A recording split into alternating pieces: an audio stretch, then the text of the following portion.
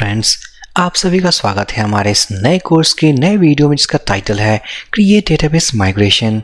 मैं हूं संजय। जैसा कि हमने डिस्कशन किया था अपने प्रीवियस वीडियोस में कि हम इस पूरे एपीआई डेवलपमेंट प्रोसेस के दौरान हम एक डेटाबेस को क्रिएट करेंगे, जो कि ऑलरेडी हमने लास्ट वीडियो सेशन में क्रिएट किया था। उस डेटाबेस के अंदर हमारे पास एक टेबल होगा, उस टेबल में हमारे पास कुछ फील्ड्स होंगे। यहाँ पर हम कोड-इग्नाइटर 4th वर्जन के माइग्रेशन कॉन्सेप्ट को यूज करके हम टेबल स्केलेटन को डिजाइन करेंगे, टेबल स्ट्रक्चर को डिफाइन करेंगे, ताकि हम उसी टेबल के साथ हम एपीआई डेवलपमेंट प्रोसेस को स्टार्ट कर सकें। मेरी एक रिक्वेस्ट है, अगर आपने चैनल को सब्सक्राइब नहीं किया है फटाफट सब्सक्राइब कर दें, ताकि आने वाली वीडियोस के लेटेस्ट अपडेट आपको मिलती रहे। मैं जाऊंगा स्लाइड पे। इस वीडियो सेशन में हम कोड-इग्नाइटर 4th वर्जन के माइग्रेशन कॉन्सेप्ट को डिस्कस करने वाले हैं, जिसको यूज करके हम टेबल स्ट्रक्चर को डिफाइन करेंगे। जैसा कि हमने डिस्कशन किया था अपने प्रीवियस वीडियो में कि हम इस पूरे कोर्स में एक एम्प्लॉय मैनेजमेंट सिस्टम के एपीआईज को क्रिएट करेंगे, ऑब्वियसली हमें एक टेबल की नीड होगी।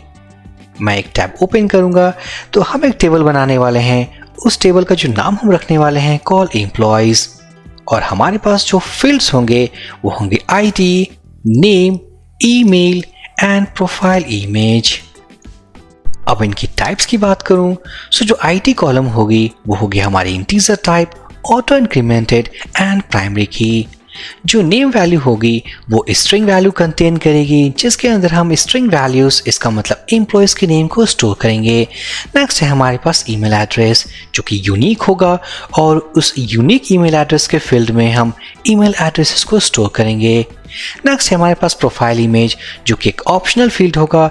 अगर किसी एम्प्लॉय के अगर प्रोफाइल इमेज को अपलोड करना चाहे तो कर सकते हैं, अदरवाइज ये एक ऑप्शनल पैरामीटर है। हमारे पास किसी भी एम्प्लॉय को क्रिएट करने के लिए जो मैंडेटरी पैरामीटर्स हैं, जो रिक्वायर्ड पैरामीटर्स हैं, वो है name and email.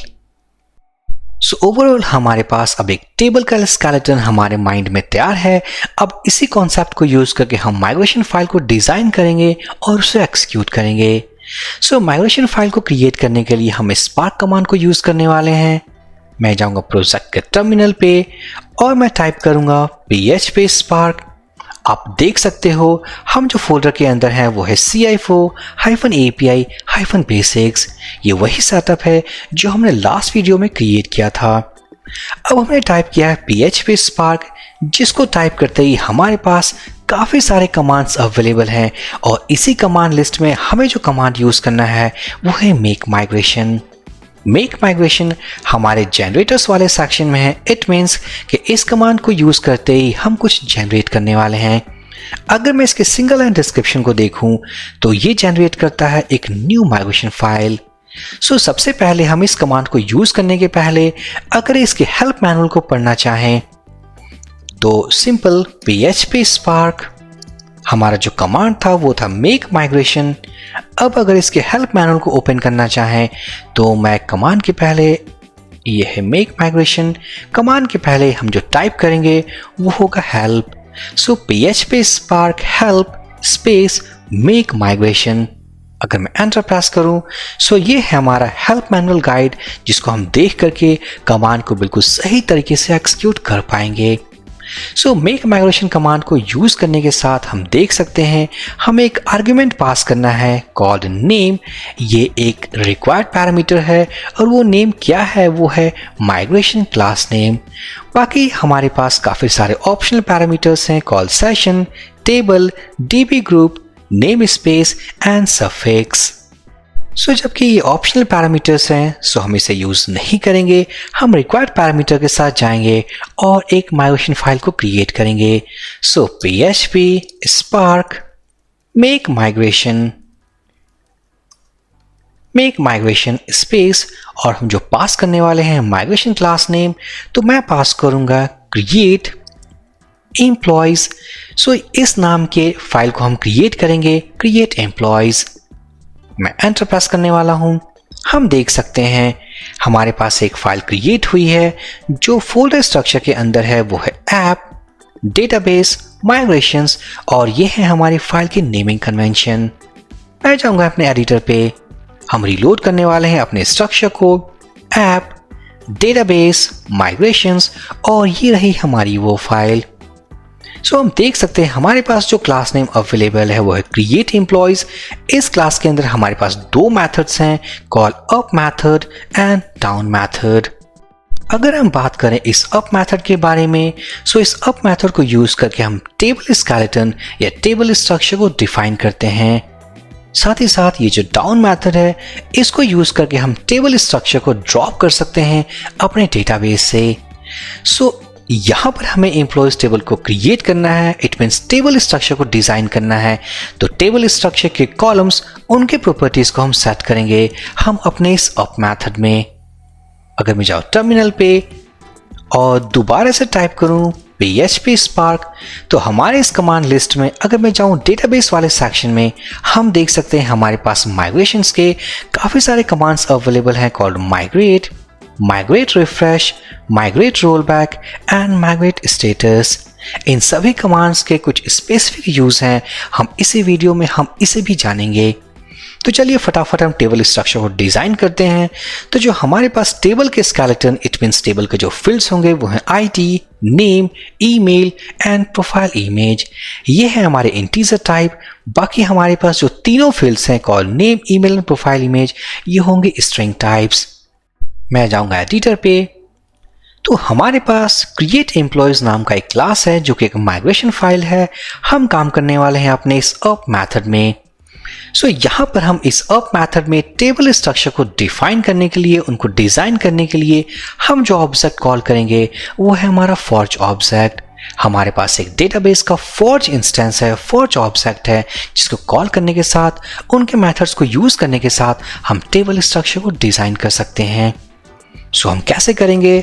This forge, ये एक ऑब्जेक्ट है, हम इनके कुछ मेथड्स को कॉल करेंगे, ऐड फील्ड, जिसको यूज करके हम अपने फील्ड्स और उनके प्रॉपर्टीज को डिफाइन करेंगे। नेक्स्ट है हमारे पास दिस फॉर्ज, ऐड प्राइमरी की, जिस मेथड को यूज करने के साथ हम अपने किसी भी कॉलम को एज अ प्राइमरी की डिजाइन कर सकते हैं। नेक्स्ट है हमारे पास दिस फॉर्ज, और जो लास्ट मेथड यूज करने वाले हैं वो है क्रिएट टेबल। सो चलिए सबसे पहले हम इस ऐड फील्ड में अपने फील्ड्स और उनके पैरामीटर्स को सेट करने वाले हैं। जो हमारे कॉलम्स हैं वो हैं ID, name, email and profile image. और इनकी प्रॉपर्टीज की बात करूं, सो जो हमारी आईडी कॉलम होगी वो होगी इंट टाइप। हमें एरे डिफाइन करना होगा। इस एरे में जो फर्स्ट होगा वो होगा टाइप, यह इंटीजर टाइप। नेक्स्ट बात करूं कॉन्स्टेंट, इसका मतलब इस फील्ड की length value let's say 5 characters की होगी, ये होगी auto increment. So auto increment equals to true. Next है हमारे पास unsigned, unsigned equals to true. So ये कुछ प्रॉपर्टीज हैं जो कि हमने आईडी कॉलम के लिए सेट किया है। इसकी जो फील्ड वैल्यू लेंथ होगी वो होगी 5 कैरेक्टर्स। ऑटो इंक्रीमेंटेड कॉलम होगी, इसका मतलब कि जब भी हम किसी एम्प्लॉय को क्रिएट करेंगे इसकी आईडी ऑटो जनरेट होगी। एंड फाइनली ये एक इंटीजर टाइप होगा। नेक्स्ट हम उसी तरीके से डिफाइन करेंगे अपने इस नेम फील्ड को।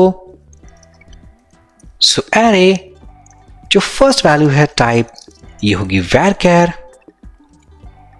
अगर मैं बात करूं इसके फील्ड लेंथ वैल्यू के, इट मीन्स कांस्टेंट। अगर मैं कहूं 120 कैरेक्टर्स।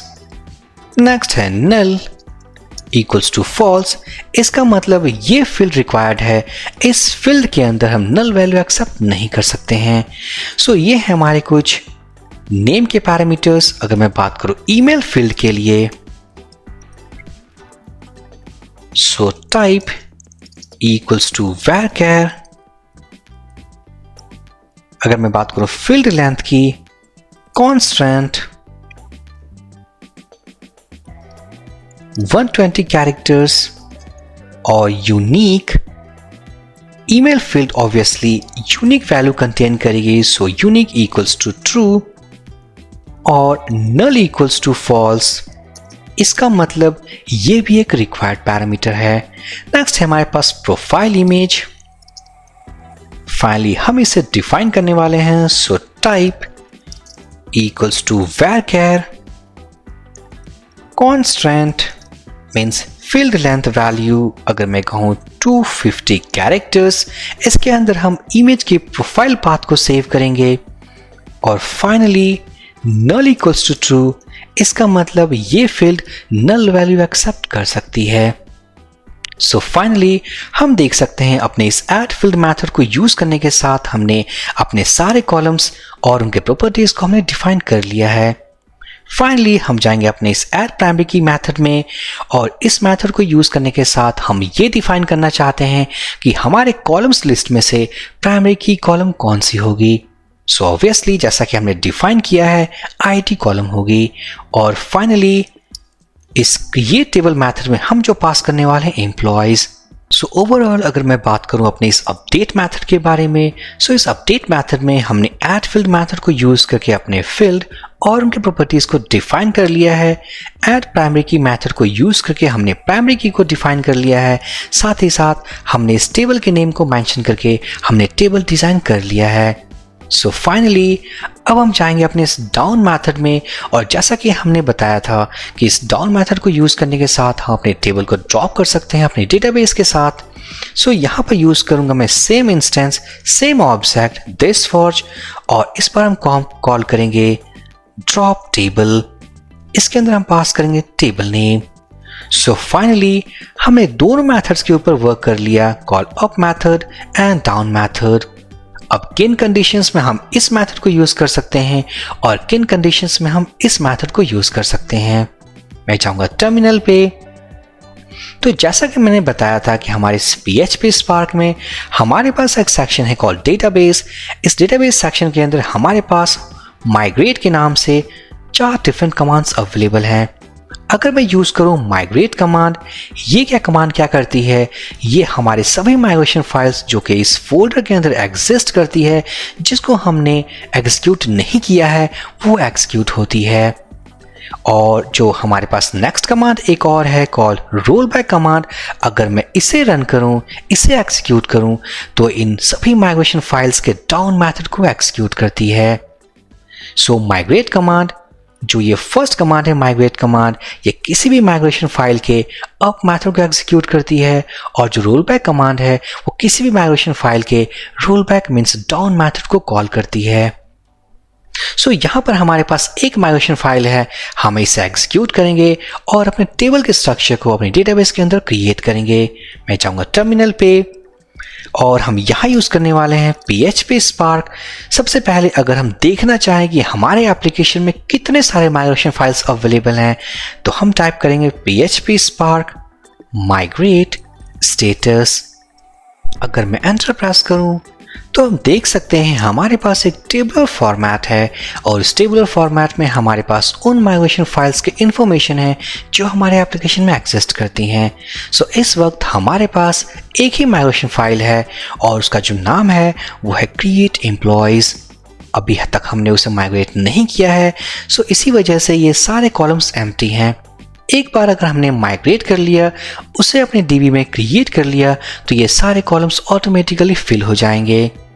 अगर हमने माइग्रेशन कॉन्सेप्ट को यूज किया अपने एप्लीकेशन में, अपने कोऑर्डिनेटर 4 के एप्लीकेशन में, तो ऑटोमेटिक हमारे डेटाबेस में एक टेबल क्रिएट होगा कॉल्ड माइग्रेशंस। सो चलिए हम इस माइग्रेशन फाइल को माइग्रेट करते हैं और अपने टेबल स्ट्रक्चर को अपने डेटाबेस के अंदर क्रिएट करते हैं। सो PHP स्पार्क हम यूज करने वाले हैं माइग्रेट कमांड। अगर मैं एंटर प्रेस करूं सो हम देख सकते हैं हमारी जो माइग्रेशन फाइल जो हमने क्रिएट किया था वो माइग्रेट हो चुकी है। बैक टू डेटाबेस अगर मैं रिलोड करूं तो हमारे इस डेटाबेस में 2 टेबल्स अवेलेबल हैं कॉल्ड माइग्रेशंस एंड एम्प्लॉयज। ये वो डिफॉल्ट टेबल है जिस डिफॉल्ट टेबल को एप्लीकेशन ने खुद ही क्रिएट किया है टू ट्रैक ऑल माइग्रेशंस। जितने भी माइग्रेशंस को हम माइग्रेट करेंगे या रोल बैक करेंगे उनके स्टेटस को ट्रैक करने के लिए हमारे पास ये डिफॉल्ट टेबल अवेलेबल है। बट यहाँ पर जो एम्प्लॉयज टेबल है जिसको हमने अभी अपने माइग्रेशंस कॉन्सेप्ट को यूज करके क्रिएट किया है, अगर हम जाए स्ट्रक्चर पे हमारे पास जो कॉलम्स हैं ID, name, email and profile image. अगर मैं इनके नल वैल्यू की बात करूं तो हम देख सकते हैं नेम फील्ड नो मतलब नल वैल्यू एक्सेप्टेड नहीं है, नो नल वैल्यू एक्सेप्टेड नहीं है ईमेल के केस में, बट इस प्रोफाइल इमेज के केस में एक्सेप्टेड है। आईडी वैल्यू हमारी प्राइमरी की है, अनसाइंड है, ऑटो इंक्रीमेंटेड है और यहाँ पर आप देख सकते हो हमारे फील्ड लेंथ वैल्यूज। सो सक्सेसफुली ये थी हमारी माइग्रेशन कॉन्सेप्ट कोडइग्नाइटर 4 के, जिसको यूज करके हमने टेबल के स्ट्रक्चर को डिजाइन किया है। अगर मैं वापस से जाऊं और अपने इस माइग्रेट स्टेटस कमांड को एग्जीक्यूट करूं, php spark migrate स्टेटस, अब आप देख सकते हो कि हमारे इस टेबुलर फॉर्मेट में इस फाइल के इंफॉर्मेशंस अवेलेबल हैं, जिसका मतलब है कि ये फाइल माइग्रेट हो चुकी है। अगर मैं रन करूं अपने रोलबैक कमांड को, php spark migrate rollback, तो जैसा कि मैंने बताया था कि ये कमांड हमारे डाउन मेथड को कॉल करती है और एक बार अगर डाउन मेथड कॉल हुई तो ये डेटाबेस से हमारे एम्प्लॉयज टेबल को ड्रॉप कर देगी। तो चलिए एग्जीक्यूट करते हैं। मैं एंटर प्रेस करूंगा। अगर मैं जाऊं डेटाबेस में, रिलोड करूं, हमारे पास एम्प्लॉयज टेबल अवेलेबल नहीं है क्योंकि हमने उसे ड्रॉप कर दिया है। सो चलिए एक बार और क्रिएट कर लें, php spark migrate, एंटर। हमारी टेबल दोबारा से हमारे डेटाबेस में अवेलेबल है। सो ये थी गाइस हमारे कोडइग्नाइटर 4th वर्जन के माइग्रेशन कॉन्सेप्ट, जहां पर हमने कंप्लीट डिस्कशन किया है। टेबल बनाने के साथ साथ हमने सभी कमांड्स और माइग्रेशन के सारे मेथड्स के बारे में बिल्कुल डिटेल्ड वे में डिस्कशन किया है। अब हम मिलते हैं नेक्स्ट वीडियो में। So for this video session guys, thank you for watching and have a great day.